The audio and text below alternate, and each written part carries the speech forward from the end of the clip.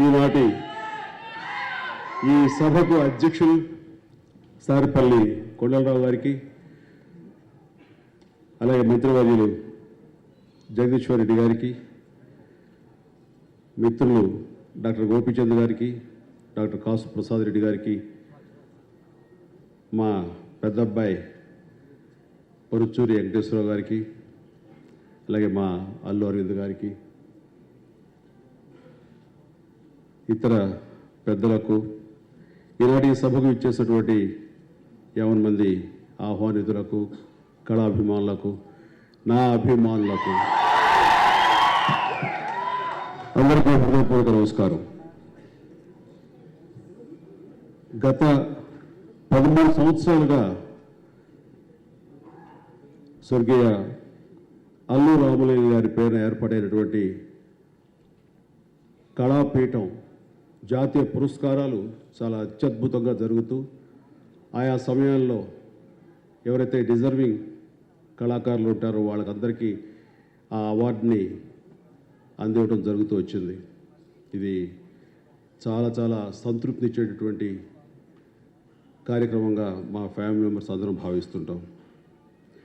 మనిషిగా పుట్టిన తర్వాత మన సంస్కారం తెలియజెప్పుకోవడానికి గీటు రాయిగా 2 విషయాలు ఉన్నాయి.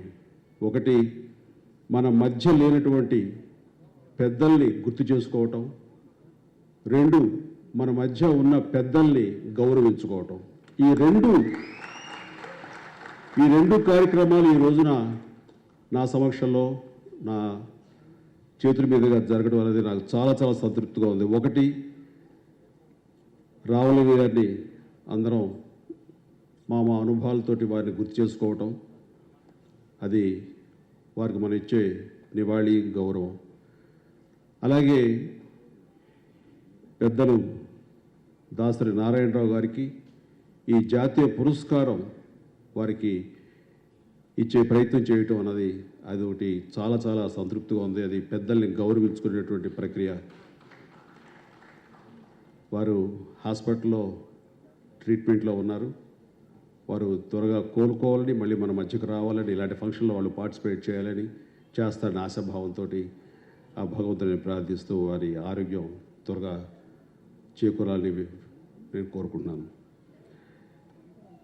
ఈ రోజున రామలింగ గారికి, దాసరి గారికి ఉన్న అనుబంధం గురించి చెప్పుకోవాల్సి వస్తుంది. ఈనాటిది కాదు, గీతా ఆర్ట్స్ ప్రారంభ దశలో, అంటే 2వ సినిమాకి దర్శకులు శ్రీ దాసరి నారాయణరావు గారు, మా ఊళ్ళో మహాశివుడు. ఆ రోజు నుంచి వారి అనుబంధం కుటుంబ పరంగా కానివ్వండి, సినిమా పరంగా కానివ్వండి, అత్యంత బలీయంగా పెనవేసుకుపోతూ వచ్చింది. కాబట్టి ఈ రోజున ఈ అల్లు రామలింగ గారి అవార్డు అల్లు రామలింగ గారి అవార్డు శ్రీ దాసరి నారాయణరావు గారికి ఇవ్వడం అనేది అది చాలా సముచితం. అది చాలా అందరికీ సంతృప్తించేటువంటి గొప్ప విషయం. ఆయన గీతార్ట్స్ ఈ రోజుకి ఇంత అద్భుతంగా వెళుతుంది. ఈ రోజుకి నెంబర్ 1 సంస్థగా ఈ ఫిల్మ్ ఇండస్ట్రీలో ఉంది అంటే దానికి కారణం శ్రీ దాసరి నారాయణరావు గారు ఆనాడు వేసినటువంటి పునాది అని నేను భావిస్తున్నాను. ఇక నేను నాటకాలు చూడటం అనేది ఎప్పుడూ జరగలేదు. నిజంగా నాకు అవకాశం రాలేదు. నాటికలు కొన్ని చూశాను, కొన్ని కళా పరిషత్తులు. నేను వెస్ట్ గోదావరి నర్సాపురం దగ్గర బీకాం చదువుతున్నప్పుడు కొన్ని నాటక కళా పరిషత్తులో సాంఘిక నాటకాలు చూశాను. అయితే ఈ రకమైన పౌరాణిక నాటకం, హిస్టారికల్ నాటకం ఇలా చూడటం అనేది నాకు ఇదే ఫస్ట్ ప్రప్రథమం. ఇది చాలా మంచి ఎక్స్పీరియన్స్. ఈ రోజున గుమ్మడి గోపాలకృష్ణ గారు శ్రీనాథుడిలాగా ఆయన నటించి మెప్పించిన తీరు నిజంగా మనందరం ఆయన అభినందించాలి. అది 2 గంటల పాటు కట్టిపడేసింది. ఆ వెనకాల అంటే నాటకాలు అంతరించిపోతున్నాయి, నాటకాలకి ఆదరణ కరువైపోతుంది అన్నటువంటి సమయంలో ఇంతమంది యూత్ మీరందరూ రెస్పాండ్ అయిన విధానం కానీ, మధ్యలో క్లాప్స్ కొట్టి విజిల్స్ కొట్టి విధానం చూస్తుంటే అది మనం ప్రజెంట్ చేయలేక, దాన్ని ప్రజల ముందుకు తీసుకెళ్ళలేక, ప్రేక్షకులు ఎప్పుడూ దాన్ని రిసీవ్ చేసుకోవడం రెడీగానే ఉంటారు, కానీ తీసుకువెళ్ళేటువంటి సంధానకర్తలు లేక అన్న భావన నాకు ఈరోజు కలిగింది.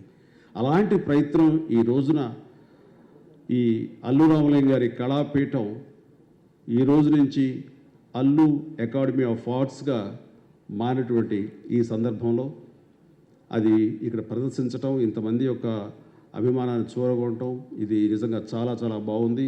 ఎందుకంటే రామలింగం గారి మూలాలకు వెళ్తే కనుక ఆయన నాటకాల నుంచి వచ్చారు, ప్రజానాట్య మండలి నాటకాల నుంచి. ఆయన నాటకాల్లో అంటే ఆయనకి అమితమైన ప్రేమ, నటన అంటే అంతకు మించి.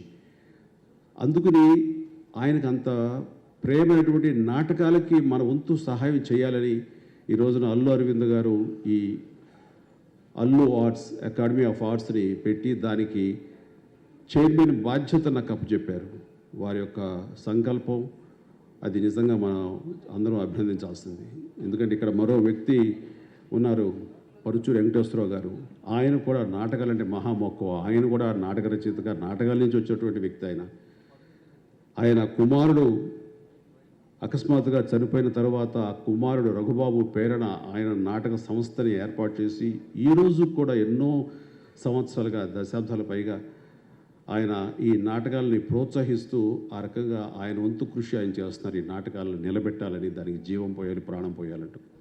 అదే పందాలో ఈ రోజున అల్లు అరవింద్ గారు ఈ అల్లు అకాడమీ ఆఫ్ ఆర్ట్స్ని స్థాపించి ఆయన నాటకాలకు ఇతోతికంగా సేవను అందిస్తూ ఆ రకంగా రామలింగ గారికి ఘన నివాళి అర్పించాలని చేసిన ప్రయత్నం నిజంగా అది ప్రతి ఒక్కరూ అభినందించాల్సింది.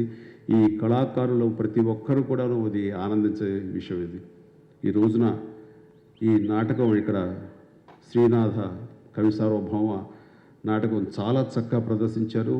అత్యాధునిక సాంకేతికాన్ని వాళ్ళు అడాప్ట్ చేసుకుంటూ వెనకాల ఎల్ఈడి స్క్రీన్లో బ్యాక్ ప్రొజెక్షన్లో వాళ్ళు ఆయా సెట్లు వేస్తూ చాలా కన్నుల పండుగగా చాలా చాలా చాలా బాగా చేస్తారు. నిజంగా ఇందాక కాసు ప్రసాద్ గారు చెప్తుంటే నాకు అనిపించింది, అనర్గళంగా ఇన్ని పద్యాలు ఇంత 2 గంటల పాటు ఎలా గుర్తుంచుకు ఎలా చేస్తారు. మనం ఏముంది 5 నిమిషాలు ఏదో ఒక డైలాగ్ చెప్తాం, మళ్ళీ కట్టు, మళ్ళీ రెండో డైలాగ్ మళ్ళీ నేర్పుతారు. ఇది వాళ్ళు మామూలు కళాకారులు కాదు, ఒక అకుంఠిత దీక్షతో ఉన్నటువంటి కళాకారులు, ఒక కమిట్మెంట్ ఉన్న కళాకారులు, నటనే ప్రాణంగా ఉన్నటువంటి కళాకారులు. నిజంగా అలాంటి కళాకారులతో పోల్చుకుంటే మేము ఎంత అని అనిపిస్తుంటుంది. ఈరోజు నాకు అదే ఫీలింగ్ కలిగింది. నాకు అలాంటి గుమ్మడి గోపాలకృష్ణ గారు, ఆ ఇతర నటీనటులు అందరూ కూడాను వారికి సన్మానించుకుంటుంటే అన్నది నాకు చాలా చాలా సంతృప్తి ఇచ్చేటువంటి అంశం. వారు నా అభిమానులు అంటూ ఈ రోజున ఇక్కడ రావటం అంటే కనుక నేను చాలా చాలా గర్వపడుతున్నాను, చాలా ఆనందపడుతున్నాను. వారికి ఈ సభాముఖంగా గుమ్మడి గోపాలకృష్ణ గారికి, ఆ నాటకంలో ఉన్నటువంటి సాంకేతిక బృందానికి, అలాగే నటీనటులకు పనిచేసిన ప్రతి ఒక్కరికి మా అల్లు అకాడమీ ఆఫ్ ఆర్ట్స్ తరఫున నా హృదయపూర్వక అభినందనలు తెలియజేస్తున్నాను. Thank you very much. నాకు ఈ అవకాశం ఇచ్చినందుకు మరొకసారి సారిపల్లి కొండలరావు గారికి, మిగతా అందుకు నా ధన్యవాదాలు తెలియజేస్తాను. Thank you.